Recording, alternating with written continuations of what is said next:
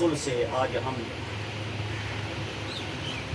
یوم عاشور کے اس بابرکت موقع پر تاجدار کربلا نواسہ محمد مصطفیٰ دل بندے علی گر مرتضی جگر گوشہ سیدہ زہرا سیدی مرشدی و مولائی سیدنا امام حسین علیہ السلام کی بارگاہ میں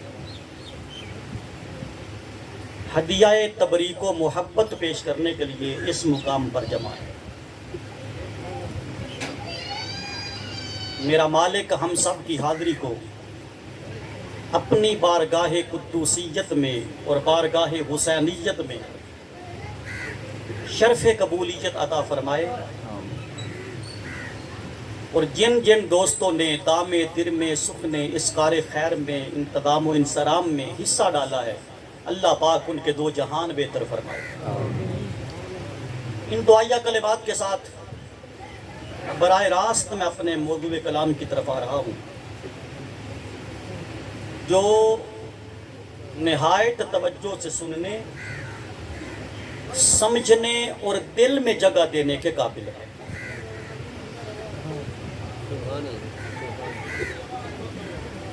ایک جملہ آپ کے گوش گزار کر رہا ہوں کہ کربلا کی پاک خاک پر، اس مقدس مٹی پر آل اطہار اور خانوادہ مصطفیٰ علیہ السلام جو کچھ بھی بیتا ہے، کربلا پہنچنے سے لے کر 7 محرم کو پانی بند ہونے تک، 7 محرم کے پانی کی بندش سے لے کر اون و محمد کی قربانی تک، اون و محمد کی قربانی سے لے کر امام حسین کا سر اطہر نیزے پہ چڑھنے تک، پھر کوفہ اور شام کی گلیوں میں قافلہ گزرنے تک، جو کچھ آل رسول پر بیتا ہے، میں قسم اٹھا کے یہ بات کر سکتا ہوں، یہ خانوادہ رسول پہ کوئی مصیبت نہیں تھی۔ کیا بات ہے شاہ جی، کیا بات ہے، کیا بات ہے، سبحان اللہ۔ اگر میرا یہ جملہ سمجھ گئے تو پوری تقریر اس جملے کا طواف کرے گی۔ واہ شاہ جی واہ، کیا بات ہے۔ یہ آل اطہار پر کوئی مصیبت، کوئی مشکل نہیں تھی۔ ایک جملہ دلیل کے طور پہ دے دوں کیا بات ہے۔ تاکہ میری بات میں وزن ہو جائے۔ اللہ کے بندو، جن کا نام لینے سے ہماری مصیبتیں ٹل جائیں،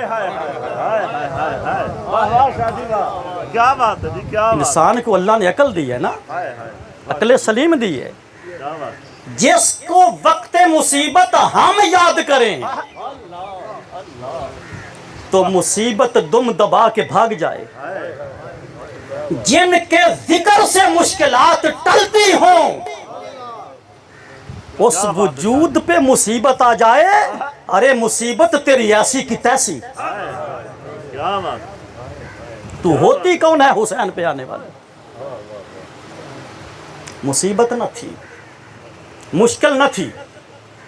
اب اس ایک دعوے نے اور میرے موقف نے ایک مین سوال کا جواب دے دیا۔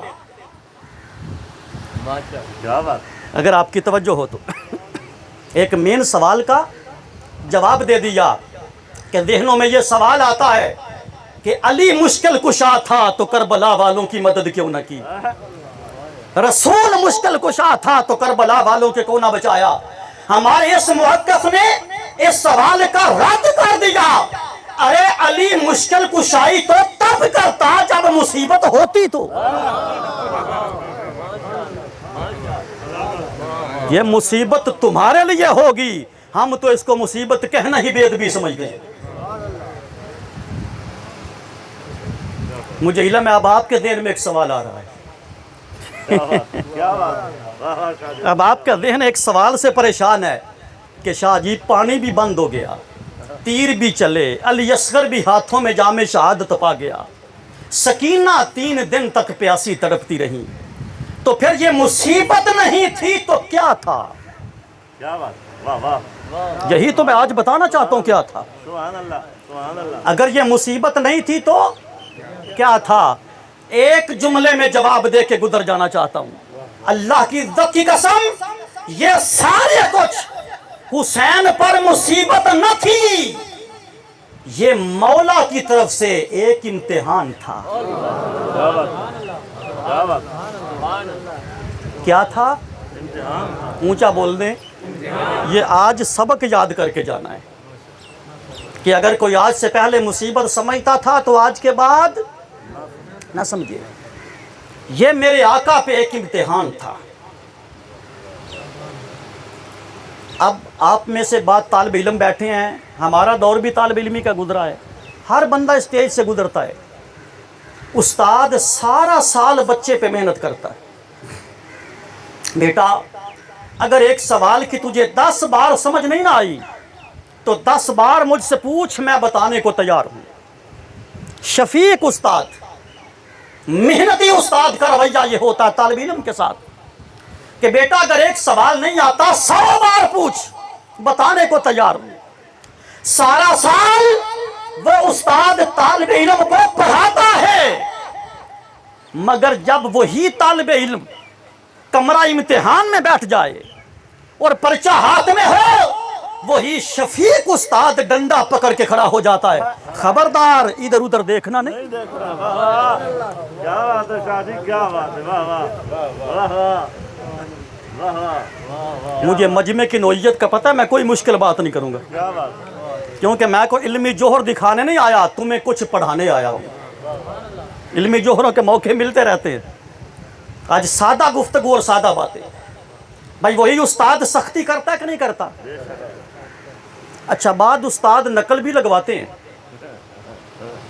سچی بات مان جانی چاہیے، لیکن وہ استاد کون ہوتا ہے جن نے سارا سال کدے پیریڈ لیا ہی نہ ہوئے،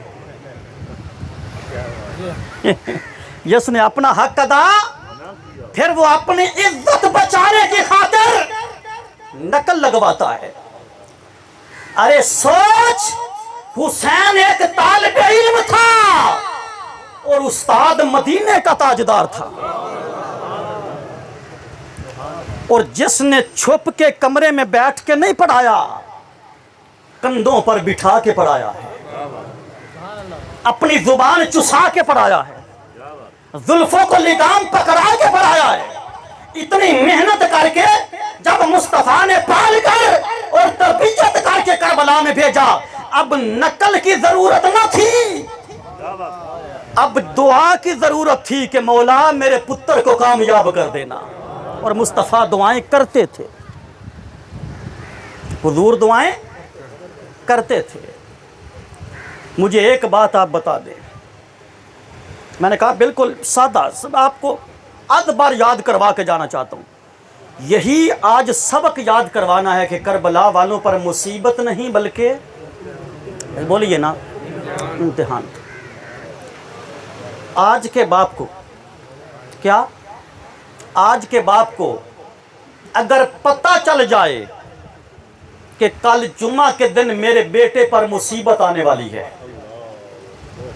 تو وہ باپ رات کو سوئے گا؟ بولیے، وہ باپ رات کو سوئے گا؟ وہ تو ساری رات سجدے میں گزار دے گا، وہ تو ساری رات دعائیں مانگے گا کہ باری تعالیٰ تجھے مدینے والے کا واسطہ میرے بیٹے کی مشکل ٹال دے، میرے بیٹے کی مصیبت دور کر دے۔ باپ ہمیشہ اولاد کے لیے مصیبت رفع کی دعا کرتا ہے، کیونکہ اسے پتا ہے بیٹے پر مصیبت آنے والی ہے۔ خدا کی قسم 5 سال کی عمر سے لے کر تا وقت وصال مصطفیٰ کے پاس 5 بار خبر آئی تھی کہ تیرا بیٹا کربلا میں شہید کر دیا جائے گا۔ کربلا کی مٹی تک لا کے دے دی گئی، سارے معاملات پتہ ہے نا۔ جبرائیل امین خبر لے کے آتا رہا کہ یا رسول اللہ آپ کا یہ نواسا شہید کر دیا جائے گا۔ میرا چیلنج ہے اس جملے پر، کوئی روح زمین کا اہل علم مجھے ایک حدیث دکھا دے کہ تاجدار کائنات نے دعا مانگی ہو مولا میرے بیٹے سے یہ مصیبت ٹال دے۔ ایک روایت دکھا دے۔ آپ کو اپنے پتر پیارے ہیں، محمد کو نواسا پیارا نہ تھا صلی اللہ علیہ وسلم؟ آپ کو اولاد پیاری ہے، علی المرتضیٰ کو پیاری نہ تھی؟ ارے وہ رسول جو انگلی کا اشارہ کرے تو چاند ٹوٹے ہو کے زمین پہ آ جائے، وہ رسول اعظم جو سورج کو حکم دے تو علی کی نماز کی خاطر پلٹ کے اثر کے مقام پہ آ جائے، وہ رسول معظم جو درخت کو حکم دے تو درخت قدموں میں آ کے سجدہ ریز ہو جائے، اس رسول کی دعا قبول نہیں ہونی تھی؟ مجھے آپ کے عقیدے کا نہیں پتا، میرا سن لو، میرا سن لو۔ اگر میرے نبی کے خیال میں بھی یہ بات آ جاتی نا، زبان سے کہنا تو دور، ہاتھ اٹھانے تو دور، اگر میرے نبی کے خیال میں بھی یہ بات آ جاتی کہ مولا یہ بڑی ڈاڈی مصیبت ہے میرے بیٹے پہ نہ لانا، یہ ناز و نام سے میں نے پالا ہے، قرآن کی لوریاں دے دے کے میں نے پالا ہے، میرے مولا اس مصیبت سے حسین کو بچا، خدا کی قسم یہ ایک یزید کتا کیا اگر کروڑ یزید بھی آ جاتے کبھی کربلا بپا نہ ہوتا۔ کروڑ یزید، یہ ایک کتا کیا تھا، اگر کروڑ یزید بھی آ جاتے تو کربلا کا مارکا نہ ہوتا۔ میرے مصطفیٰ نے ٹل جانے کی دعا نہیں مانگی۔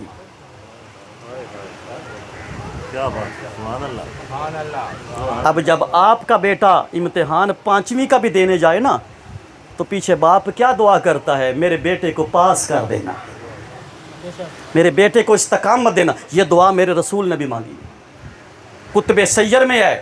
تاجدار کائنات اکثر یہ کہتے تھے میرے مولا اس کربلا کے امتحان کے اندر میرے حسین کو ثابت قدم رکھنا۔ کربلا ٹالنے کی دعا نہیں کی، ثابت قدمی کی ہے۔ حدیث کی ایک نص سے پتا چلا کہ کربلا والوں پہ مصیبت نہیں بلکہ یہ ہوتا ہے، گل یاد کروانی ہے نا، یہ مصیبت نہیں تھی، یہ کیا تھا؟ امتحان تھا۔ ایک دلیل اور سن لیں پھر آگے چلتے۔ مصیبت اور امتحان میں فرق کیا ہے؟ میں واقعات کوئی نہیں سنانے، مصیبت اور امتحان میں فرق کیا ہے؟ مصیبت آنے سے بندہ اوپر سے نیچے جاتا ہے،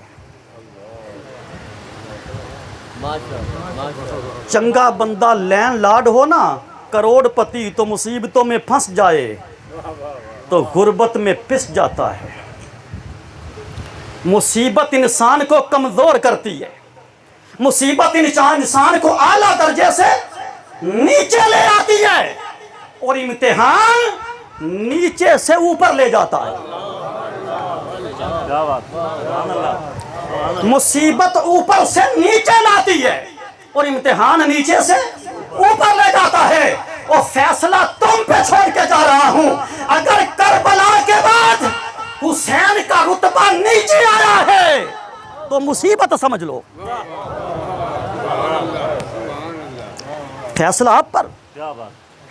اگر حسین کا درجہ اور حسین کی فضیلت حسین کے مطابق اگر نیچے آئے تو مصیبت سمجھ لو، اور اگر ہر دن حسین کا مقام بلند ہو رہا ہے تو پھر مان جاؤ مصیبت نہیں امتحان تھا۔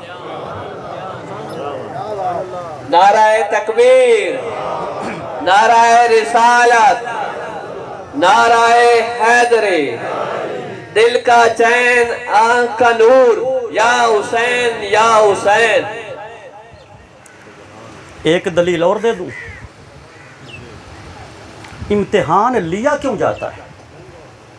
واہ واہ شادی کیا بات ہے سبحان اللہ سبحان اللہ امتحان کا مقصد کیا ہے؟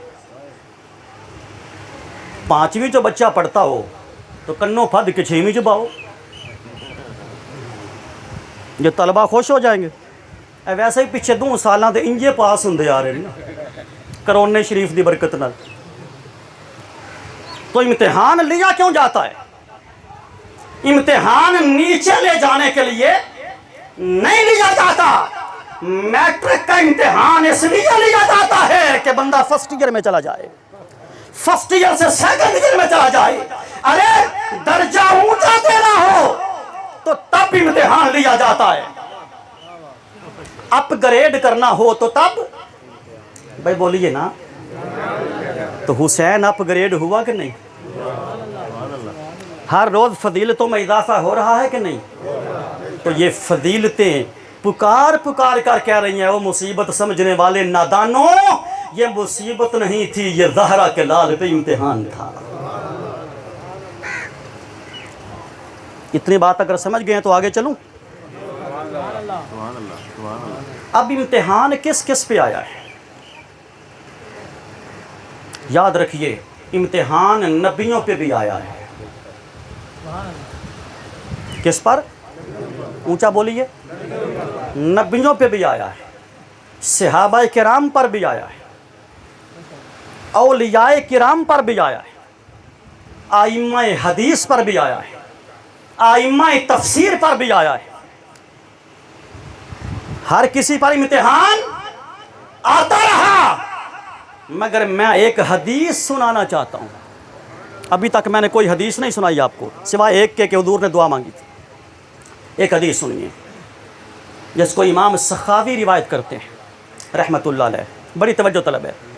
صحابہ کا اجتماع تھا، تاجدار کائنات نے فرمایا کہ انبیاء پر بھی امتحان آتے رہے، رسولوں پر امتحان بولیے آتے رہے، پیغمبروں پر امتحان آتے رہے۔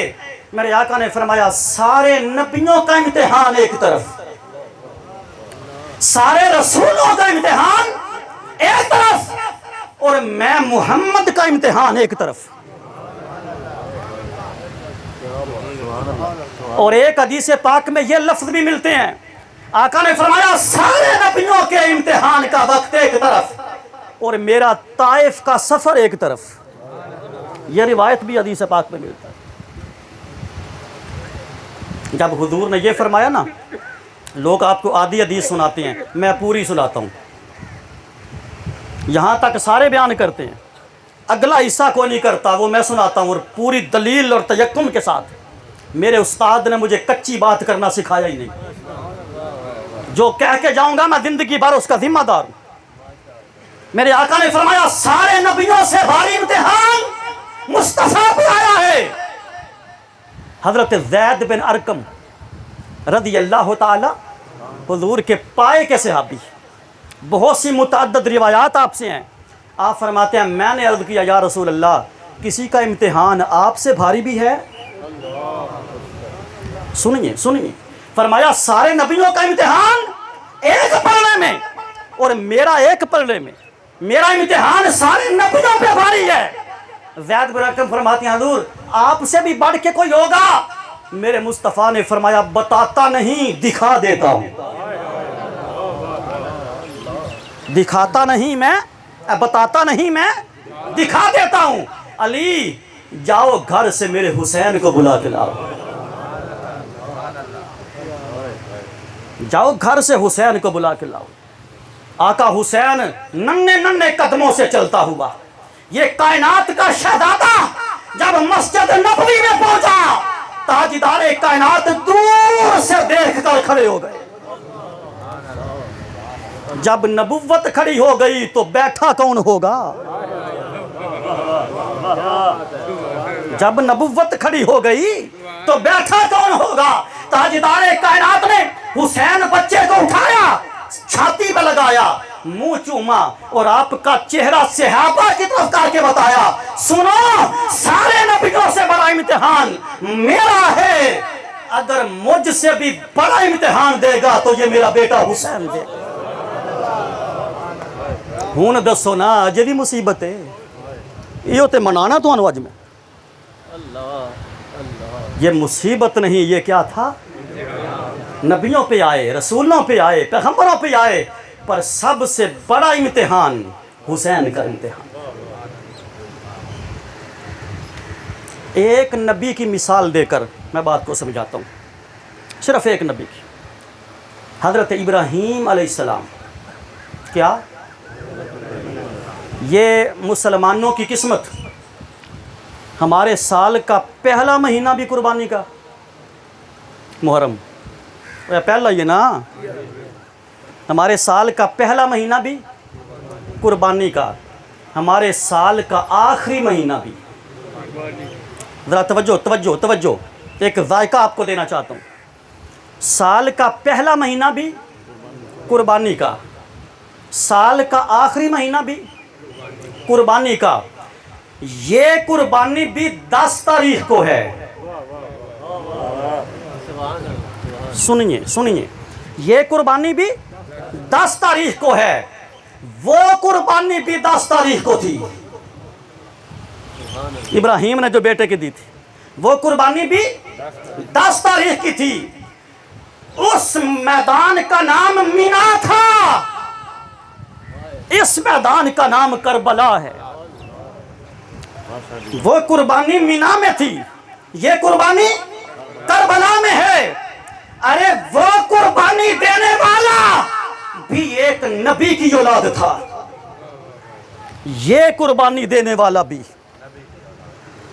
میرے نال چلو نا یہ قربانی دینے والا بھی ایک نبی کی اولاد ہے اس قربانی دینے والے پر اگر درود نہ پڑھو تو نماز نہیں ہوتی اس قربانی دینے والے پر بھی درود نہ پڑھو تو نماز نہیں ہوتی کیا بات ہے شاہ جی کیا بات ہے سبحان اللہ سبحان اللہ 10 کو قربانی ادھر بھی 10 کو قربانی رب کائنات نے ابراہیم سے 2 قربانیاں لی ہیں کتنی ابراہیم پہ 2 امتحان آئے ہیں 2 امتحان اور 2 ہی چیزیں انسان کو سب سے زیادہ پیاری ہوتی ہیں ایک اپنی جان اور ایک اپنی اولاد اس سے بڑھ کے تو کوئی نہیں نا بولیے جان اور اولاد فرمایا آگ میں چھلانگ لگانی پڑے گی مولا حاضر ہوں بیٹے کو اپنے ہاتھوں سے ذبح کرنا پڑے گا مولا حاضر ہوں حتیٰ کہ یہاں تک کتابوں میں آتا ہے کہ جب ابراہیم علیہ السلام کو آگ میں نمرود ڈلوانے لگا توجہ کرنا نمرود جب آگ میں ڈلوانے لگا آسمانوں کے فرشتے چیخ پڑے فرشتوں کی چیخیں نکل گئیں مولا عجب معاملہ ہے اس دھرتی پہ ایک ہی تو ابراہیم ہے جو تیری وحدہ لا شریعت کا ذکر کرتا ہے اور اس کو بھی آگ فرمایا فرشتوں چپ کر جاؤ تم عبد اور معبود کا راز نہیں جانتے پھر کتب حدیث میں آتا ہے فرشتہ ابراہیم کے پاس آیا اے ابراہیم اگر رب کے ہاں کوئی پیغام دینا چاہتے ہو تو بتاؤ میں دے دیتا ہوں عاشق نے جواب دیا جبرائیل ہٹ جا تجھے عاشق اور معشوق کے راز کا پتہ نہیں ہے واہ واہ کود گئے بیٹے کا حکم دیا بیٹے کو لٹا دیا چھری چلا دی بھائی یہ تو اس نے بچا لیا نا اور امام سیوطی کا قول سنیے جلال الدین سیوطی یہ وہ جنا ہے جس کو 72 مرتبہ مصطفیٰ نے جاگتے ہوئے دیدار کروایا ہے امام سیوطی کہتا ہے خدا کی قسم اسماعیل کبھی نہ بچتا اسماعیل ذبح ہو جاتا اگر اسماعیل کی نسل سے محمد مصطفیٰ نے نہ ہوتا کیا بات سبحان اللہ 2 امتحان آئے توجہ کتنے اللہ نے جان مانگی پر لی نہیں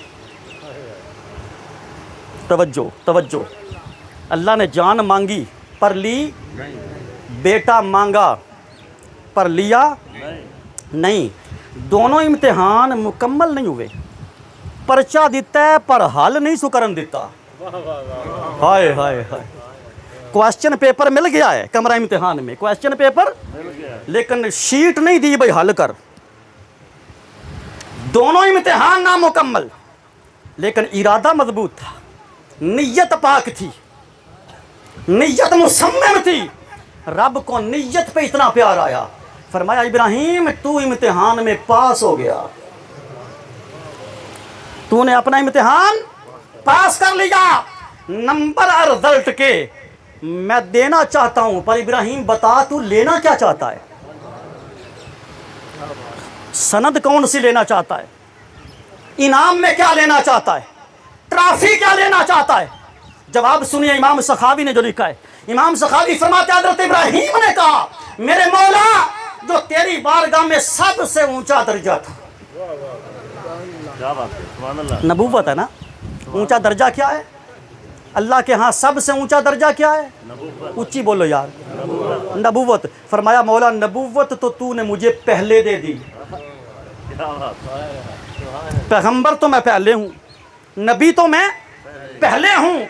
مولا اب تجھ پہ چھوڑتا ہوں، اب جو انعام تیری بارگاہ میں سب سے بڑا ہے نا وہ مجھے عطا کر. رب کائنات نے فرمایا قالا انی جاعلک للناس اماما. سبحان اللہ. کیا بات ہے صاحب، کیا بات ہے. سبحان اللہ. ایک بڑی گل سنانا چاہنا جو تسی ہضم کر گئے تھے. ہاں ذرا جگرے وڈے کر لو، جگرے وڈے کرو تو فتویاں دی اونجی میں نازل قرآن نو کدے پرواہ ہی نہیں ہوئی. جننے لگ جن قبول، جو ہوئے گا ویکھی جائے گی، پر گل میں ضرور کرنی. فرمایا قال انی جاعلک للناس اماما.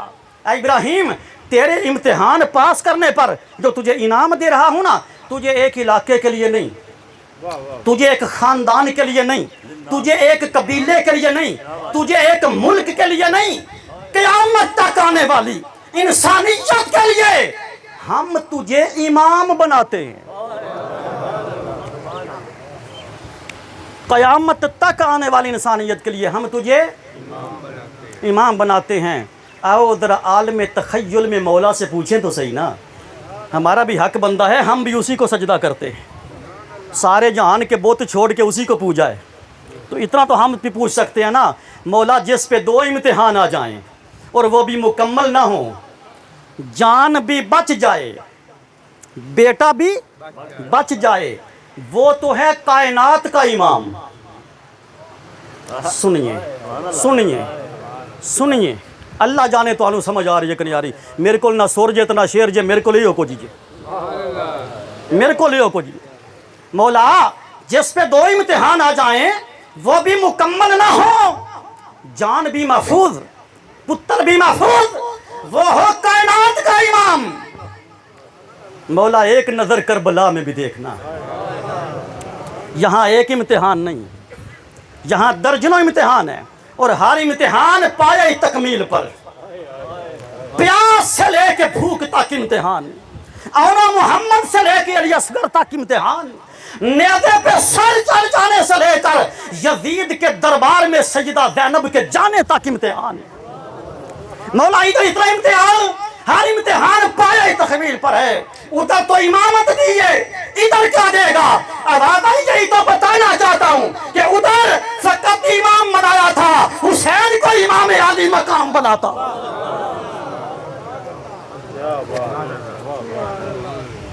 کوئی ہضم ہو جائے گی گل؟ میں بات نبوت کی نہیں کر رہا، میں بات رسالت کی نہیں کر رہا. جو کسی غیر نبی کو نبی سے بڑھائے وہ کافر. اگر بات نبوت کی ہو تو قد ابراہیم کا اونچا ہے، اگر بات پیغمبریت کی ہو تو قد ابراہیم کا اونچا ہے. رب کائنات کی عزت کی قسم اگر بات امامت پہ آ جائے تو قد میرے حسین کا اونچا ہے. کیا بات ہے. واہ واہ. ایک حدیث سناواں کہ تھوڑی طبیعت ہوئے تھا. پھر میں بچ جاؤں گا نا، پھر ذمہ دار حدیث ہوئے گی. میرے آقا نے فرمایا قیامت کے دن بہت سے امام ہوں گے. کیا؟ قیامت کے دن بہت سے امام ہوں گے. اللہ پاک نمازیوں کو جمع کرے گا، نمازیوں کو جن کے دامن میں کثرت کے ساتھ نمازیں ہوں گی، ان کو جمع کر کے اللہ ان میں سے ایک امام بنائے گا، نمازیوں میں سے ایک، یہ آواز تھوڑی اونچی کر دو، نمازیوں میں سے ایک امام بنائے گا، اللہ فرمائے گا اس کے پیچھے جنت میں جاؤ۔ وہ امام نمازیوں کی اقتدا کرتا ہوا جنت میں جائے گا۔ روزے داروں کو جمع کیا جائے گا، جس کو مولا پسند کرے گا، جو کثرت کے ساتھ نفلی روزہ، کئی ایسے بندے بھی ہیں ان کا سارا سال روزہ ہوتا ہے، ایسے نیک لوگ بھی ہیں، اللہ پاک ان میں سے ایک امام بنا دے گا، روزہ دار اس کی امامت میں جنت میں جائیں گے۔ اسی طرح زکوٰۃ والے اپنے امام کے پیچھے جنت میں جائیں گے، حج کرنے والے اپنے امام کے پیچھے جنت میں جائیں گے، صدقہ و خیرات کرنے والے اپنے امام کے پیچھے جنت میں جائیں گے۔ خدا کی قسم مجھے کوئی پتہ نہیں نمازیوں کا امام کون ہوگا، مجھے علم نہیں کہ روزہ داروں کا امام کون ہوگا، میں نہیں جانتا کہ حج کرنے والوں کا امام کون ہوگا، پر مجھے اتنا پتہ ہے جب بات شہیدوں کی آئے گی، ایک امام کو میں جانتا ہوں، جب بات شہیدوں کی آئے گی، بے شک اس صف میں 70,000 نبی بھی شہید شامل ہیں، اس صف میں صحابہ شہید شامل ہیں، اس صف میں امام شہید شامل ہیں۔ جب بات شہداء کی آئے گی، رب کہے گا شہیدوں خبردار، آج ہر کوئی میرے حسین کے پیچھے جنت میں جائے گا۔ حسین امام الشہداء بنا دیا، یہ اس امتحان کا بدلہ ہے۔ کیا بات ہے، سبحان اللہ۔ گل امتحان دیتی، آخر تک رہنا بھی امتحان ہی ہے، یہ اس امتحان کا بدلہ ہے۔ کوئی بات سمجھ میں آ رہی ہے کہ نہیں آ رہی؟ ذہن بن رہا ہے نا کہ یہ مصیبت نہیں تھی، کیا تھا؟ اونچا بولیے، کیا تھا؟ امتحان تھا۔ اچھا، امتحان کے اندر بندے کے پاس طاقت ہو بھی نہ تو زور نہیں لگاتا۔ اب ہم اگلے سٹیپ پہ آ گئے، اگلی پوڑی تھی۔ امتحان میں بندے کے پاس طاقت ہو بھی تو وہ زور نہیں لگاتا، وہ یار کی رضا پہ راضی رہتا ہے، وہ محبوب کی رضا پر راضی رہتا ہے۔ خبردار، پہلا جملہ میرا یہ تھا کہ کبھی حسین کو مصیبت زدہ نہ سمجھنا، اب دوسرا جملہ یہ دے رہا ہوں، کبھی حسین کو مجبور نہ سمجھنا۔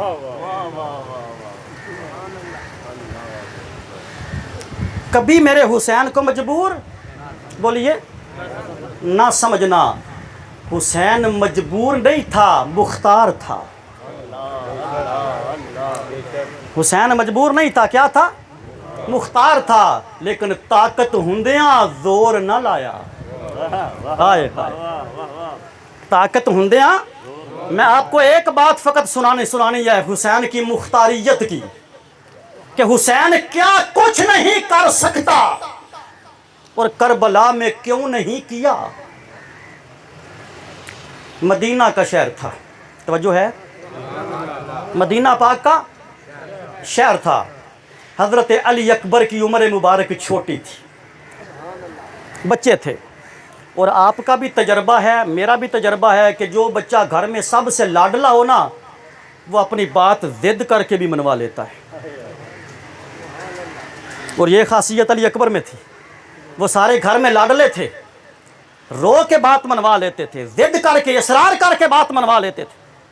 مدینے کی سیر باپ بیٹا انگلی پکڑ کے کر رہے ہیں، حسین اور علی اکبر، یاد رہے، حسین اور علیہ السلام، چلتے چلتے چلتے چلتے نا مدینے سے باہر نکل گئے، مدینہ پاک سے باہر نکل گئے۔ علی اکبر عرض کرتے ہیں، بابا جان میرا انگور کھانے کو دل کر رہا ہے۔ راوی کہتا ہے انگوروں کا موسم نہیں تھا، کہیں سے انگور ملنا ممکن نہیں تھا۔ امام پاک نے سمجھایا، بیٹا انگوروں کا موسم نہیں ہے، واپس مدینے کے بازار میں چلتے ہیں، جس شے پر تو ہاتھ رکھے گا نا وہی تجھے لے کے دیتا ہوں۔ بابا جان نہیں، کھانے ہیں تو انگور ہی کھانے ہیں۔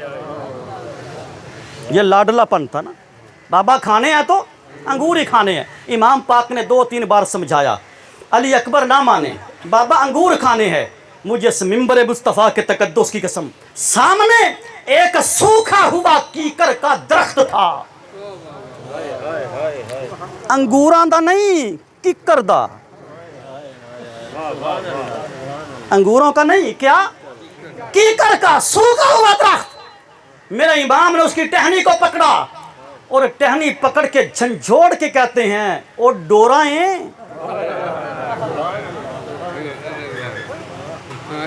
تجھے نہیں سنائی دے رہا کہ میرا اکبر انگور مانگ رہا ہے؟ درجنوں کتابوں سے دکھا سکتا ہوں، حسین کے لب سے یہ جملہ نکلنے کی دیر تھی، وہ سوکھا کیکر انگوروں سے بھر گیا۔ اے وے اختیار، سوکھا کیکر انگوروں سے بھر گیا۔ فرمایا اکبر لے توڑ تے جننے مرضی نہیں کھا، گھر بھی لے جا۔ عالم تخیل میں میں اپنی داڑھی حسین کے قدموں پہ رکھ کر یہ پوچھنے کا حق رکھتا ہوں، آقا اتنا تو بتا دو کہ مدینے میں اکبر بغیر موسم کی انگور مانگے تو درخت سے لے کے دے سکتے ہو، کیا کربلا میں حوض کوثر نہیں آ سکتا تھا؟ یہ عقیدہ کسی منافق کا ہوگا۔ اور نہر فرات تیری ایسی کی تیسی، میرا حسین اشارہ کر دیتا فرات خیمے میں چل کے آتی، حوض کوثر کربلا میں آتا، اور اسماعیل کی ایڑی سے پانی کا چشمہ نکل سکتا ہے تو اکبر بھی محمد کا بیٹا تھا، اس کی ایڑی سے چشمے نکل سکتے تھے، ہزار چشمے۔ حسین جواب دیتا ہے ارے نادانو، تمہیں یہی تو بتانا چاہتا ہوں کہ مدینہ جب تک رہے کرامتیں دکھاتے تھے، کربلا کرامتیں دکھانے نہیں آئے، امتحان دینے کے لیے آئے۔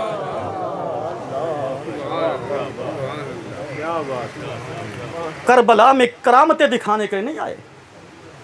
اور ابن عساکر ایک بات لکھتے ہیں، فرماتے ہیں کہ جب حضرت قاسم شہزادہ دو جہاں، میرے امام حسن کا نور نظر اور گیلانی سادات کا ابا سیدنا امام حسن پاک لڑتے لڑتے لڑتے جنگ کربلا میں جب تھک گئے نا تو باہر نکلے جدیدی فوج سے۔ سامنے ایک ریت کا ٹیلہ تھا، ریت کے ٹیلے کے اوپر امام قاسم کھڑے ہو گئے اور اللہ سے ایک پیار بھرا شکوہ کیا۔ آپ پریشان نہیں ہو جناب اللہ نے شکوہ، اوے شکایت اور شکوے میں فرق سمجھو، شکایت دشمن سے ہوتی ہے، شکوہ سجن سے ہوتا ہے۔ ہاں تو انو کسے فرق نہیں نہ سمجھایا۔ علامہ اقبال نے جب شکوہ لکھا تھا نا، اس دور دے مولویاں دے کفر تے کفر دا فتویٰ، تو جدوں پھر بیلی لکھیا جواب شکوہ، مور سارے دا منہ تھلے ہو گئے۔ اس کو شکوہ کہتے ہیں جو اقبال نے لکھا تھا۔ تو قاسم نے شکوہ کیا کیا؟ الفاظ امام ابن عساکر فرماتے ہیں مولا کیا تو وہ خدا نہیں ہے جس نے ابراہیم کو جلتی آگ سے بچا لیا تھا؟ کیا تو وہ طاقتوں والا رب نہیں ہے جس نے اسماعیل کی گردن پہ چھری کو چلنے سے منع کر دیا تھا؟ کیا تو وہ طاقتوں والا رب نہیں ہے جس نے اسماعیل کی ایڑی کے نیچے پانی کا چشمہ ڈال دیا تھا؟ مولا آج تیرے محمد کی آل پیاسی ہے، تیرے محمد کے بیٹے پیاسے ہیں، مولا یہ فرات کا پانی ہمارے نصیب میں ہو نہ ہو، آسمان سے 2 قطرے اتار، میرے حلق میں اتر جائیں تو پھر تیرا حسین بچ جائے گا۔ مولا یزید کی ساری فوج کے لیے تیرا ایک قاسم ہی کافی ہے۔ ابن عساکر فرماتے ہیں غیب سے آواز آئی، او قاسم یہ شکوہ نہ کر، وہ اگر اسماعیل کا بیٹا تھا تو محمد کا بیٹا ہے، تو کربلا کی ریت پہ ایڑی مار، ہر ذرے سے چشمہ نکال سکتا ہوں، بارش برسا سکتا ہوں، حوض کوثر بھیج سکتا ہوں، پر آج تو امتحان میں بیٹھا ہے۔ آج دنیا کو دکھانا یہ ہے کہ ظالم کا ظلم کہاں تک جاتا ہے، سادات کا صبر کہاں تک جاتا ہے۔ ورنہ میرے حسین کی بارگاہ میں کسی شے کی کمی، بولیے کسی شے کی کمی نہیں تھی، سب کچھ کر سکتے تھے۔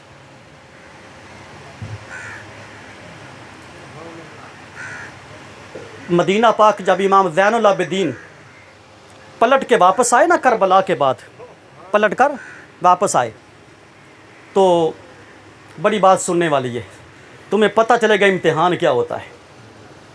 वहाँ एक बूढ़िया औरत रहती थी मदीना पाक में, बूढ़ी औरत, उसका एक ही बेटा था और कोई औलाद नहीं थी।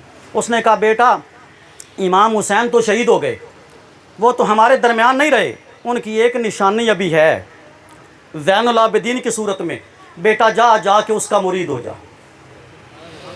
उसके हाथ पे बैत कर ले। बेटा भी उस दौर का था ना, फर्मा बरदार।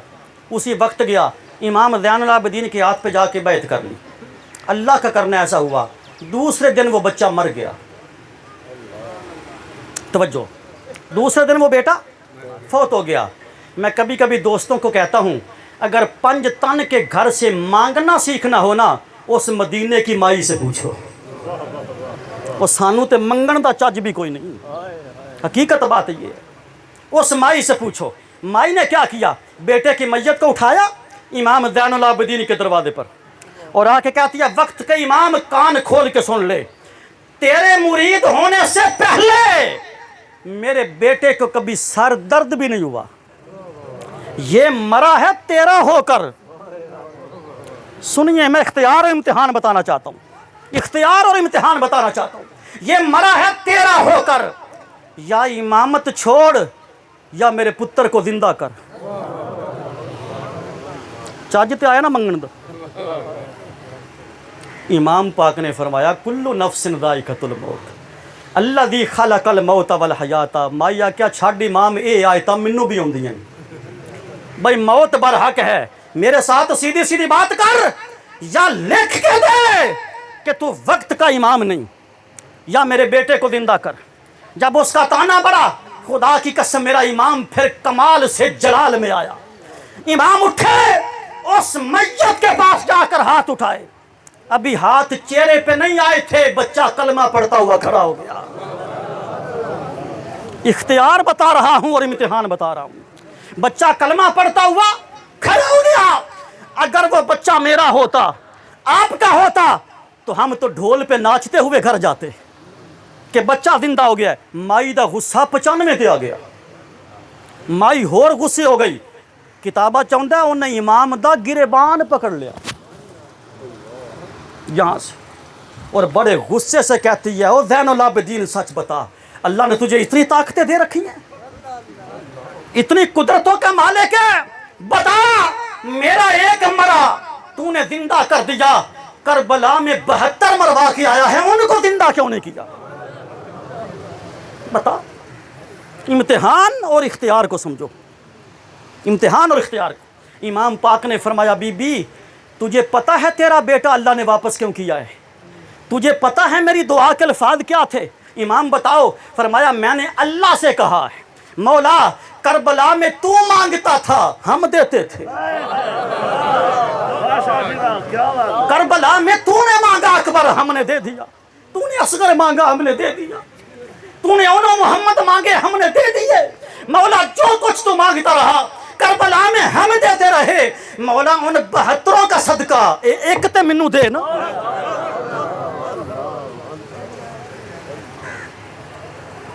इख्तियार ये है, इम्तिहान ये है। को गल पल्ले प्या रही है कि नहीं? हुसैन कभी भी मजबूर नहीं था, कभी भी मजबूर नहीं था। वो कायनात का मुश्किल कुशा, कायनात का हाजत रवा होकर सब कुछ लुटा के चला गया फ़कत मौला की रज़ा के लिए। खुदा की कसम, बड़े बड़े वलियों को मुकाम रज़ा से फिसलते हुए देखा है। हुज़ूर दाता साहब फरमाते हैं, विलायत के मुकामात में से जो सबसे मुश्किल मुकाम है वो मुकाम रज़ा है, कि हर हालत में मौला पे राज़ी रहना, हर हालत में मौला पर। इंडिया में एक थे हज़रत गौस मोहम्मद गवालियारी, बड़े वली अल्लाह थे, वक़्त के गौस भी थे, नाम भी गौस था, गौस मोहम्मद गवालियारी। याद रखिए, ये हुकूमतों को हमेशा लीडरों से ख़तरा रहता है, ये बात तय है। अब जोक दर जोक ना लोग गौस मोहम्मद गवालियारी पर हाथ पर बैत कर रहे थे। جو وہاں کا راجا تھا، اس کو کس نے بتایا بھئی تیری حکومت تے چٹکی چ گئی۔ اب لوگ گرویدہ ہو رہے ہیں غوث محمد گوالیاری کے، لوگ اس کے مرید ہو رہے ہیں۔ اس نے کہا اچھا غوث محمد گوالیاری کو شہر سے نکال دیا جائے۔ لوگ آئے، اس کے فوجی، اونٹوں پہ سامان لادا جا رہا تھا۔ بیوی آئی، حضور آپ تو ایک دعا مانگے تو یہ راجہ برباد ہو جاتا ہے، دعا کرو۔ آپ نے فرمایا نہیں، میں مولا کی رضا پہ راضی ہوں، میں اللہ کی رضا پر راضی ہوں۔ جب سامان لاد کے باہر آ گئے، فوجیوں کی نیت میں خلل آیا۔ انہوں نے کہا حکومت اگے اپنی ہے بھائی، ظلم تائیں ہوں دے حکومت اپنی ہوئے تھے۔ میں اشارہ دے گیا، پتہ نہیں تسی سمجھو کہ نہیں سمجھو۔ بربریت تب ہوتی ہے جب حکومت اپنی ہو، تو دن دیہڑے 14 تب مارے جاتے ہیں جب حکومت اپنی ہو۔ یہ ظلم و بربریت تب ہوتی ہے جب حکومت اپنی ہو۔ تو انہوں نے کہا حکومت ہماری اپنی، ان کا مال بھی لوٹ لو۔ جب مال لوٹتے نا، رات کا اندھیرا تھا، ایک فوجی کی نظر آپ کے اونٹ کے پیچھے نا آپ کی 6 سالہ معصوم بچی نواسی بیٹھی تھی، اس کے کانوں میں سونے کی بالیاں تھیں۔ انہوں نے اتارنے کی کوشش کی لیکن بالیاں نہ اتریں، ان ظالموں نے بالیوں کو کھینچ لیا، کان پھٹ گئے، خون کا فوارہ نکلا۔ ادھر نواسی کے کان کا خون کا فوارہ نکلا، ادھر غوث محمد گوالیاری مقام رضا سے نیچے گر گیا۔ برداشت نہ کر پایا، برداشت، اپنی سوٹی کو حکم دیا تلوار بن جا۔ سوٹی تلوار بن گئی، 500 فوجیوں کے سر قلم کر دیے۔ ذرا لوگوں سوچنا، ادھر ایک نواسی کا خون تھا، غوث محمد گوالیاری اس رضا پر پورا نہ اترا۔ کربلا میں کس کس کا خون زہرا کے لال نے نہیں دیکھا؟ علی اکبر کا خون اپنی جگہ، قاسم کا خون اپنی جگہ، اونا محمد کا خون اپنی جگہ۔ کربلا کے میدان میں بھی سکینہ کے کانوں سے بالیاں کھینچی گئی تھی، کان ادھر بھی پھٹ گئے تھے، خون کا فوارہ ادھر بھی نکلا تھا۔ لیکن مجال ہے کہ محمد کی آل میں سے کوئی ایک فرد بھی جس کے قدم میں ڈگمگاہٹ آئی ہو۔ اختیار اور امتحان بتا رہا ہوں، اختیارات اتنے ہیں مگر امتحان میں اختیار استعمال بولیے نہیں ہوتے۔ یہ فقط امتحان تھا۔ کربلا کی دھرتی پر جو کچھ بھی ہوا آل خانواد آل رسول پر، یہ صرف کیا تھا؟ امتحان تھا۔ لیکن امتحان دینے کا طریقہ اپنا اپنا ہے، امتحان دینے کا طریقہ اپنا اپنا ہے۔ جب ابراہیم علیہ السلام اسماعیل کو ذبح کرنے لگے نا، میں نے کہا یہ بھی ایک امتحان تھا، تو اسماعیل نے کہا تھا مجھے الٹے رخ لٹانا تاکہ ذبح کرتے وقت نہ آپ مجھے دیکھیں نہ میں آپ کو دیکھوں، نہ آپ مجھے دیکھیں نہ میں آپ کو دیکھوں۔ بابا اپنی آنکھوں پہ پٹی باندھ لینا تاکہ ذبح کرتے وقت محبت پتری جوش نہ مارے۔ ارے وہاں ایک بیٹا دینا تھا تو آنکھوں پہ پٹیاں بند گئیں، بچے کو اونڈے منہ لٹا دیا۔ او حسین تیرے صبر پہ قربان جاؤ، 18 سال کے بیٹے کی میت کندھوں پہ اٹھا کے لا رہا ہے۔ اور امام ابن عساکر فرماتے ہیں 56 برس کی عمر تھی امام حسین کی کربلا میں، اور داڑھی میں کوئی بال سفید تھا، اکثر داڑھی کے بال کالے تھے۔ مگر جب اکبر کی لاش اٹھا کر خیمے میں پہنچے نا، تو غم کا اندر اتنا بوجھ پڑا کہ امام حسین کی ساری داڑھی سفید ہو گئی تھی۔ ایسا کڑا امتحان نہ امام حسین سے پہلے کسی پہ آیا ہے، نہ آج آیا ہے، نہ قیامت تک کسی پر آئے گا۔ آج کا درس میں بار بار جو جملہ دہرا رہا ہوں، حسین پر کوئی مصیبت، پھر بولیے حسین پہ کوئی مصیبت نہیں تھی، امام حسین۔ اچھا پھر ایک بات اور سنیے، کربلا سے پہلے بھی کرامتیں تھیں، کربلا سے پہلے بھی کرامتیں تھیں۔ جب امام حسین شہید ہو گئے نا، شہادت حسین تک آل رسول نے کوئی کرامت نہیں دکھائی، شہادت تک۔ لیکن جب امام حسین شہید ہو گئے اور امتحان مکمل ہو گیا. اسی کربلا میں کرامتیں پھر شروع ہو گئیں. ایک ظالم آیا, امام زین العابدین کا اونٹ چھین کے لے گیا. امام زین العابدین کا اونٹ چھین کے لے گیا.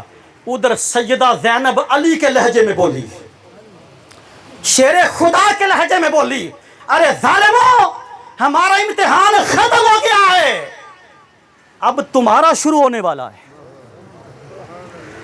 جو ہم پر گزرنی تھی وہ گزر گئی. حسین کی شہادت تک ہماری زبانیں گنگ تھیں. اب پتہ چلتا ہے تم زین العابدین کا اونٹ کس طرح کھا کے دکھاتے ہو. میں نے کہا کربلا سے پہلے بھی کرامتیں تھیں. کربلا کے کتب سیر میں آتا ہے ان ظالموں نے اونٹ کو ذبح کیا, مگر جب گوشت پکا تو ساری بوٹیاں خون میں بدل گئیں. اونٹ کی ساری بوٹیاں گوشت کی خون میں بدل گئیں. ایک بوٹی کسی یزید کے پیٹ میں نہیں جا سکی. اس کا مطلب یہ ہے کہ حسین کا لنگر پلیتوں کے پیٹ میں نہیں جاتا.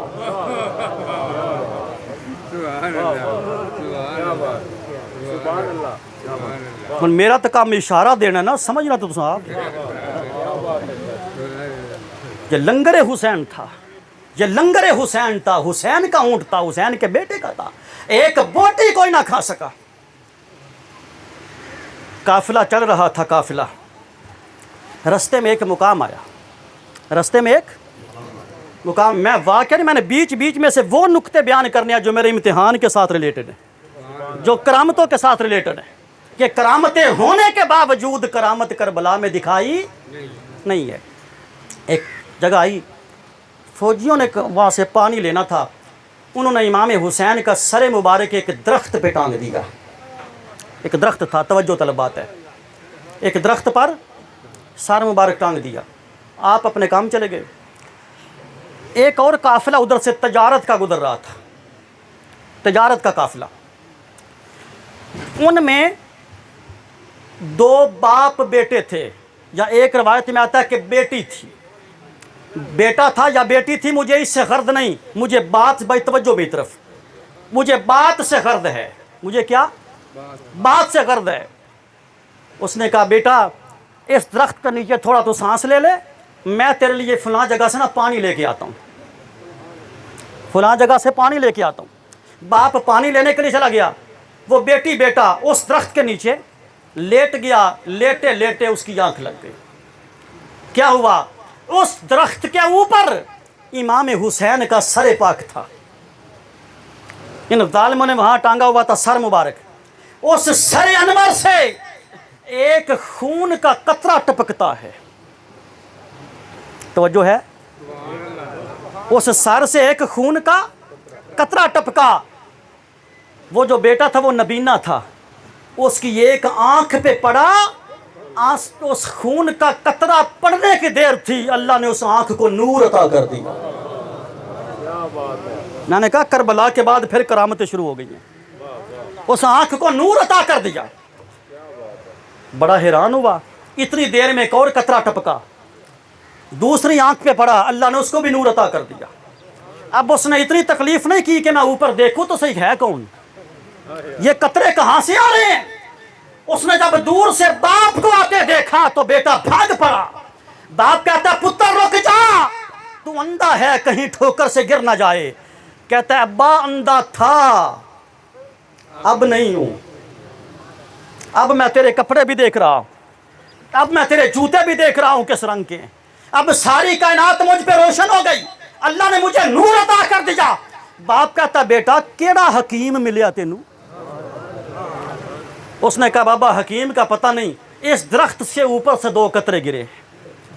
جب درخت کو غور سے دیکھا تو کوئی چاند ادھر جلوہ نما تھا. حسین پاک کا سر انور تھا. وہ بندہ امام پاک کے سر کو مخاطب کر کے کہتا ہے اے برکت والے خون, بتا تو ہے کون. اے برکت والے خون, بتا تو ہے کون. سر حسین سے آواز آئی, میری رگوں میں عام خون نہیں محمد کا خون ہے. میری رگوں میں عام خون نہیں آئیے, محمد کا خون ہے، اس وقت پتا چلا کہ یہ تو سر حسین، اور یہ فوج یزیدی ہے۔ روایات میں آتا ہے دونوں باپ بیٹا محب اہل بیت تھے، آل رسول پہ جان دینے والے تھے، انہوں نے تلواریں نکال لی، بدبختو تم نے نبی کے نواسے کو مار دیا، تم نے فاطمہ کے لختے جگر کے ٹکڑے کر دیے۔ دونوں باپ بیٹا اس جنگل میں لڑتے لڑتے حسین کے سر پہ قربان ہو گئے۔ جس خون کے قطروں سے آنکھوں کا نور مل سکتا ہے، جب وہ خون خود حیاتی ظاہری وجود میں تھا، وہ کیا کچھ نہیں کر سکتا تھا؟ سب کچھ کر سکتا تھا، لیکن رضا پہ راضی رہنا یہ تب ہی ممکن ہے کہ طاقت ہندیاں زور نہ لایا۔ امتحان کا تقاضا یہ تھا، امتحان کا تقاضا یہ تھا کہ پھر رب کائنات نے وہ پاس کیا ہے، وہ اعلیٰ ڈگری دی ہے کہ فرمایا میرے حسین تو نے امتحان کا حق ادا کر دیا، ہم نے تجھے امام کائنات تو بنا دیا، امام عالی مقام تو بنا دیا، شہید تو کائنات میں سارے ہیں، مگر تیرے ذکر کو وہ رفعت دیں گے کہ کائنات کا کوئی شہید وہاں تک نہ پہنچ سکا۔ اس کائنات میں کون شہید نہیں ہوا؟ کیا صحابہ کرام شہید نہیں ہوئے؟ کیا سیدنا فاروق اعظم کی شہادت دردناک نہیں ہے؟ کیا عثمان غنی کو دردناک طریقے سے مسجد نبوی اپنا مدینہ پاک میں قتل نہیں کیا گیا شہید؟ لیکن کیا وجہ ہے؟ وہ شہرت کسی کو نہ مل پائی، وہ درجہ کسی کو نہ مل پایا جو کربلا کی دھرتی پر حسین پا گیا۔ میرے حضور شیخ الاسلام ڈاکٹر محمد طاہر القادری اس مقام پر ایک نکتہ بیان کرتے ہیں، برکت کے لیے وہ آپ کو سنا رہا ہوں، برکت کے لیے۔ آپ فرماتے ہیں کہ ذکر حسین یہ حسین کے امتحان کا بدل ہے۔ یہ جو گلی گلی ذکر حسین ہو رہا ہے نا، یہ حسین کے امتحان کی ایک سند ہے۔ اور حضور شیخ الاسلام فرماتے ہیں یہ سند اتنی بڑی ہے، یہ سرٹیفکیٹ اتنا بڑا ہے، یہ تخمہ اتنا بڑا ہے کہ حسین کا ذکر فقط مخلوق نہیں کرتی، حسین کا ذکر عرش مولا پر خدا کرتا ہے۔ پریشان نہ ہو جانا کہ اللہ ذکر کرتا ہے، اس پر تو صحیح بخاری کی متفق علیہ حدیث ہے۔ آقا نے فرمایا حدیث قدسی میں رب کہتا ہے میرے حبیب جو میرا ذکر تنہائی میں کرتا ہے میں بھی اس کا ذکر تنہائی میں کرتا ہوں، جو میرا ذکر مجمع میں کرتا ہے میں اس کا ذکر انبیاء اور فرشتوں کا مجمع بلا کے کرتا ہوں۔ کائنات کے ولیوں نے اللہ کا ذکر کیا، تابعین نے کیا، تبع تابعین نے کیا، اولیاء نے کیا، صحابہ نے کیا، نبیوں نے کیا، ساری مخلوق نے اللہ کا ذکر کیا۔ اللہ جواب میں ذکر کرتا رہا، پر میرا قائد کہتا ہے سارے ذاکروں کے ذکر ایک پلڑے میں، کائنات کے ہر ذاکر کا ذکر ایک پلڑے میں، اور کربلا میں حسین کا آخری سجدہ ایک پلڑے میں، ایک سجدہ ایک پلڑے میں۔ تو پھر خدا ذکر نہ کرتا ہوگا؟ یہ خدا کا ذکر کرنا اور مخلوق کی زبان پہ ذکر حسین کو جاری کروا دینا، میرے حضور فرماتے ہیں یہ حسین کے امتحان کا نتیجہ ہے، یہ میرے حسین کے امتحان کا یہ نتیجہ ہے کہ رب کائنات نے ساری مخلوق پر امام حسین کے ذکر کو حاوی کر دیا۔ گلی گلی قیامت تک اب ذکر حسین مٹ نہیں سکتا۔ لیکن ایک بات یاد رکھیے، امتحان کی بات بھی ہو گئی، اختیار کی بات بھی ہو گئی، کرامتوں کی بات بھی ہو گئی، لیکن ایک فکر لیتے جانا، ایک فکر لیتے جانا، کیا کربلا سے پہلے یزید بھی ایک شخص کا نام تھا؟ کیا کربلا سے پہلے یزید ایک، اونچا بولیے نا، تھک تو نہیں گئے، یزید ایک شخص کا نام تھا، حسین بھی ایک شخصیت کا نام تھا، یزید بھی ایک تھا، حسین بھی ایک تھا۔ جب کربلا بیت گئی تو یزید یزیدیت میں بدل گیا۔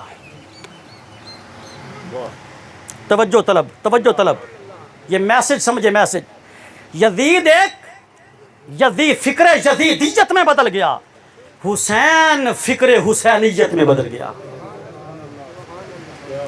فکر حسینیت میں بدل گیا۔ خدا کی قسم یزیدیت ہر دور میں سر اٹھاتی ہے، لیکن ہر دور میں کوئی حسینی پرچم والا بھی اٹھتا ہے۔ یزیدیت ہر دور میں سر اٹھانا چاہتی ہے، مگر اس کو کچلنا کسی عالم کا بس نہیں ہوتا، اس کو کچلنا کسی زاہد کا بس نہیں ہوتا، اس کو کچلنا کسی عابد اور ولی کا بس نہیں ہوتا۔ یہ کچلنا اسی کا بس ہوتا ہے جس کو رب مظہر حسینیت بنا کے بھیجتا ہے، جو حسین کا مظہر اتم بن کے آتا ہے۔ اب فکر یزید کیا ہے اور حسینیت کیا ہے؟ اس کے دو رخ ہیں۔ کیا اس کے دو رخ ہیں؟ اعلیٰ حضرت شاہ احمد رضا خان بریلوی رحمۃ اللہ تعالی علیہ، امام نیشا پوری، امام نصفی، امام سہیلی، امام کستلانی، دیگر محدثین کو پڑھیے۔ آپ فرماتے ہیں کہ محرم کے ایام میں کیا توجہ طلبات ہے، محرم کے ایام میں شوخ رنگ کے کپڑے نہ پہنا کرو۔ توجہ ہے کہ نہیں ہے؟ توجہ ہے کہ نہیں ہے؟ محرم کے ایام میں شوخ رنگ کے کپڑے بناوٹ نہ کیا کرو۔ کیوں؟ کہ یہ شامیوں کا طریقہ ہے۔ وہ جو اموی تھے وہ 10 محرم کو اپنی جیت کا جشن مناتے تھے، وہ تو یہ سمجھتے تھے کہ ہم جیت گئے۔ بھائی ظاہراً تو امام حسین اور خان وعدہ قتل ہو گیا نا، شہید ہو گیا، تو شادیانے کس نے بجائے تھے؟ یزید نے۔ خوشیاں کس نے کی تھیں؟ یزید نے۔ شرابوں کی محفلیں کس نے کی تھی؟ یزید نے۔ عورتوں کو دربار میں نچایا کس نے تھا؟ یزید نے۔ یہ سارے فعل مذموم یزید کرتا تھا۔ اور سید دادیاں تو پھٹے ہوئے لباس میں دربار میں سامنے کھڑی تھی، وہاں کوئی خوشی کا تصور نہیں تھا۔ اس لیے امام نصفی سے لے کر امام احمد رضا تک فرماتے ہیں شوخ رنگ کے کپڑے نہ پہنو، بناوٹ سنگار نہ کرو، کہ یہ شامیوں کا طریقہ ہے۔ اللہ معاف فرمائے، یہ کہاں سے جراثیم ہم اہل سنت میں آ گئے۔ کیا بات ہے۔ میرے حضور شیخ الاسلام نے آج سے 20 سال پہلے جو عندلیہ دیا تھا، آج وہ ہم اپنی آنکھوں سے برد کلندر کی بات کو سچ ہوتا دیکھ رہے ہیں، سچ ہوتا دیکھ رہے ہیں۔ آج سارے تماشے ہمارے اندر ہو رہے ہیں کہ نہیں ہو رہے؟ بولیے۔ نصیحت کر کے جا رہا ہوں، میرے حضور قبلہ فرمایا کرتے ہیں گاڑی نئی خرید لو، روز جائز ہے۔ کپڑے نئے روز پہنو، کیا جائز ہے۔ کوٹھیاں بنگلے روز خریدو، جائز ہے، لیکن عقیدہ نیا نہ لینا، وہ 14 سال کا پرانا رکھنا۔ قبلہ حضور فرماتے ہیں کوئی عقیدہ نیا نہ لینا، وہ 14 صدیاں پرانا رکھنا۔ لوگ صرف 3 دن کے سوگ والی روایت بیان کرتے ہیں نا، کہ سوگ صرف 3 دن ہوتا ہے، یہی روایت سامنے آتی ہے نا۔ لوگوں کو علم نہیں کہ سوگ اور غم میں فرق ہوتا ہے۔ وہ حدیث غم پہ نہیں آئی، وہ حدیث سوگ پہ آئی ہے۔ پہلے پڑھ تو لو نا 2 جماعتیں، پہلے سوگ کو سمجھو کہ سوگ کیا ہے اور غم کیا ہے۔ غم کو سوگ نہیں کہتے، غم کو سوگ نہیں کہتے، سوگ کو غم نہیں کہتے۔ سوگ یہ ہے کہ جو مرنے کے بعد 3 دن تعزیت بچھا کے بیٹھتے ہو، کیا بات ہے۔ سوگ یہ ہے جو 3 دن مرنے کے بعد تعزیت پوری ڈال کے بیٹھتے ہو، وہ سوگ ہے۔ سوگ میں کاروبار بند کر دیا جاتا ہے، سوگ میں رشتہ دار آ کے تعزیت کرتے ہیں، یہی کچھ ہوتا ہے نا۔ حضور نے فرمایا 3 دن کے بعد مسلمان پہ حرام ہے، لیکن کون کہتا ہے کہ چوتھے دن ابا جی دا غم ختم ہو جاتا ہے؟ واہ واہ واہ، کیا بات ہے، واہ سبحان اللہ۔ تیرا پھر پیو ہی کوئی نہیں نا، تو پیو دا لگتا ہی کوئی نہیں نا۔ کہ چوتھے دن تو ابے دا غم بھلا دے میں تو مڑ تو پتر کہلان دے قابل تو نہیں ہونا. اور شریعت سوگ سے منع کرتی ہے، ظالموں غم سے منع نہیں کرتی. وہ سمجھ آ رہی ہے کہ نہیں آ رہی؟ یہ گلہ میں جان کے پہ کرنا اور وقت یہ ضرورت ہے تاکہ میری سنیت کو نظر نہ لگ جائے. اس سنیت کے پیچھے ہمارے اکابرین کی قربانیاں ہیں، اس مسلک کے پیچھے ہمارے اکابرین کی قربانیاں ہیں. سوگ اور شے ہے، غم اور شے ہے. اچھا، یہ سوگ والی حدیث بتائی کس نے تھی؟ میرے رسول. آقا نے فرمایا کسی مسلمان پہ جائز نہیں کہ اپنے مرنے والے پہ 3 دن سے زیادہ سوگ کرے. ہاں، عورت 4 مہینے اور 10 دن کر سکتی ہے. آقا نے منع کر دیا. کس نے منع کیا ہے؟ آقا نے. تو آقا سے پوچھئے نا کہ آقا جی آپ نے تو اپنی زبان سے 3 دن کے بعد سوگ منع کر دیا تھا، اور جب حضرت ابو طالب کا وصال ہوا اور حضرت خدیجہ الکبریٰ کا وصال ہوا تو نبی نے پورا سال کن کا غم منایا تھا؟ جاؤ پوچھو مولویوں کے سر پہ قرآن رکھ کر، کیا نبی نے اس سال کا نام عام الحزن نہیں رکھا؟ یہ پورے غم کا سال ہے.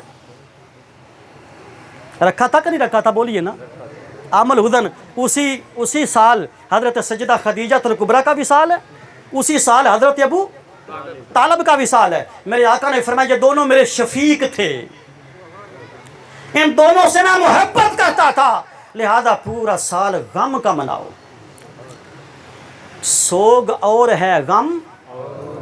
حدیث پاک میں آتا ہے اب آسمان کے کنارے کربلا کے بعد سرخ کس نے کیے تھے؟ اللہ نے. تو اللہ سے پوچھو نا اللہ نے 3 دن کیوں نہیں کیے؟ حدیث پاک میں آتا ہے کربلا کے بعد 6 مہینے تک آسمان سے خون کے قطرے برستے رہے. صحابی فرماتے ہیں بیت المقدس پہنچے. بیت المقدس 6 مہینے تک بیت المقدس کے پتھروں سے خون جاری رہا. بیت المقدس کا جو پتھر اٹھاتے تھے اس میں سے خون نکلتا تھا. یہ کون نکالتا تھا؟ اللہ کو نہیں پتا تھا سوگ تو 3 دن ہوتا ہے، اور سوگ 3 دن ہوتا ہے، غم ساری زندگی ہوتا ہے.